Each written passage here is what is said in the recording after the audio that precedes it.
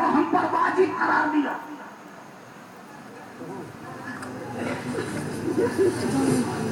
اور ہم کو پابند کر دیا گیا. قل ان کنتم تحبون اللہ فاتبعونی یحببکم اللہ.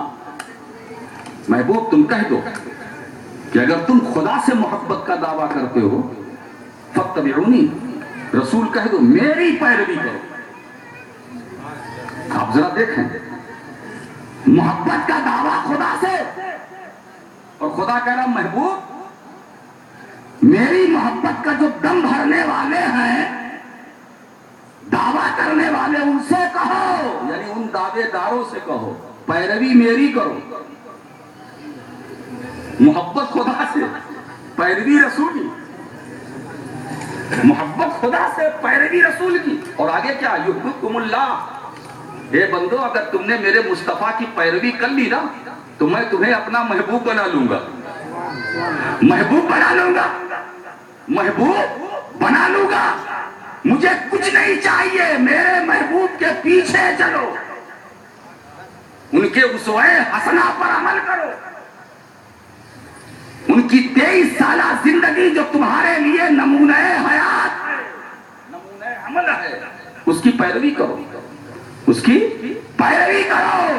ادھر ادھر مارے مارے پھرنے کی ضرورت نہیں ہے. میرے محبوب کے دامن کرم سے وابستہ ہو، میں تمہیں اپنا محبوب بنا لوں گا. دیکھا صحابہ کرام، اسی لیے صحابہ کرام کی زندگی دیکھیے.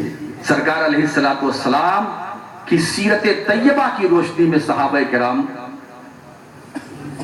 کی پوری زندگی. سیدنا صدیق اکبر یہ بھی خدا کے محبوب، میں کہہ سکتا ہوں اس لیے کہ جو رسول کا فرما بردار، نبی کی پیروی کرنے والا، وہ خدا کے نزدیک محبوب. تو سارے صحابہ محبوب، سارے ائمہ محبوب، سارے مشائخ جو رسول کی پیروی میں لگے رہے خدا کے نزدیک محبوب. یہ نتیجہ ہے جو بارگاہ کبریا سے ہمیں ملتا ہے. تم پیروی کرو پھر محبت کا دعویٰ کرو. مطلب کیا ہے کہ صرف اللہ سے محبت محبت محبت کی رٹ لگانا، اس سے کام نہیں چلے گا. ایسی محبت کو خدا بھی قبول نہیں فرمائے گا. میرے محبوب کی پیروی کرو، میرے محبوب کے اسوہ حسنہ پر عمل کرو. محبت مجھ سے کرتے ہو نا تو یہ محبت ہے کیا؟ ایک صاحب نے کہا میں محبت کرتا ہوں. میں نے کہا محبت کرتا ہوں کرتے کیا ہو؟ کہا آنکھ بند کر کے بیٹھا رہتا ہوں. محبت کرتا ہوں. نماز کا وقت آیا نہیں پڑھتا، رمضان آیا روزہ نہیں رکھتا، صاحب استطاعت ہے حج نہیں کرتا، صاحب نصاب ہے زکات نہیں دیتا، اور کہتا میں محبت کرتا ہوں. میں محبت کرتا ہوں نہیں. اسی لیے فاتبعونی کہا، اور اتباع کے اندر اسلام کے سارے ارکان سمٹ کر آ گئے. اسلام کے سارے ارکان سمٹ کر آ گئے. میری پی کرو. رسول نے کہا میری پیروی کرو، کیا سمجھے؟ نماز پڑھ کر میری پیروی کرو، روزہ رکھ کر میری پیروی کرو، حج کر کے میری پیروی کرو، زکات دے کر میری پیروی کرو، میرے نقش قدم پر چل کر میری پیروی کرو، میرے اسوہ حسنہ پر عمل کر کے میری پیروی کرو. یہ ہے محبت. محبت کا مطلب جو نبی نے کہا وہ کرو. دوستو خدا تمہیں اپنا محبوب بنا لے گا. خدا تمہیں اپنا محبوب بنا لے گا. تو نبی کی زندگی کو تم اپنے لیے نمونہ بناؤ. نمونہ عمل ہے. لقد كان لكم في رسول الله اسوة حسنة. دوستو اب میں کیا بتاؤں، سرکار کی 23 سالہ زندگی آپ تاریخ اسلام اٹھا کر کے دیکھیں. اگر امتی صرف رسول پاک کے نقشے پر چلے اس کو کسی قدر ضرورت نہیں. سرکار کے نقشے قدم پر چلے تو اس کو کسی قدم کی ضرورت نہیں. نقشے قدم، حضور کے نقشے قدم پر چلنے والا یاد رکھو میں گارنٹی لیتا ہوں اس کا قدم سلامت رہے. نقشے قدم مصطفیٰ پر چلنے والا اس کے قدم کو کوئی ہٹا نہیں سکتا، ہٹا نہیں سکتا. کربلا میں امام حسین سامنے 22,000، مگر وہ کیا بات تھی کہ حضرت حسین کے قدم کو یزیدی طاقتوں نے حرکت نہ دے سکے، ہلا نہ سکے، وہ کیا وجہ تھی؟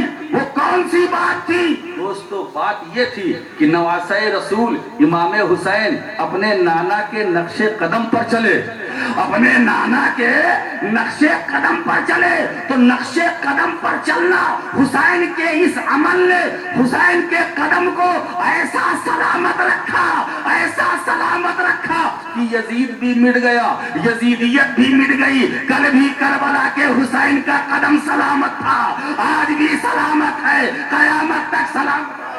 نعرہ تکبیر، سیدنا نعرہ رسالت، نعرہ رسالت، حضور نبی محمد اعظم یا رسول اللہ صلی اللہ تعالی علیہ وسلم۔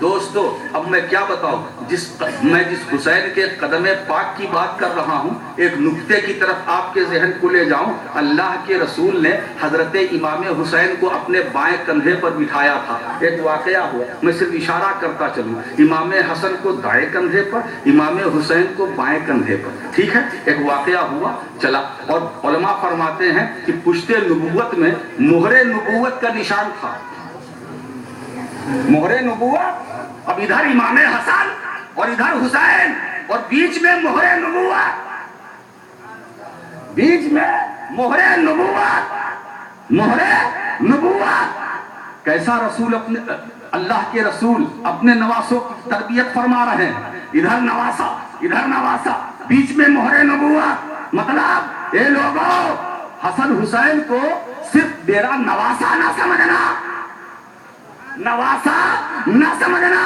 یہ محافظ مہر نبوت ہے۔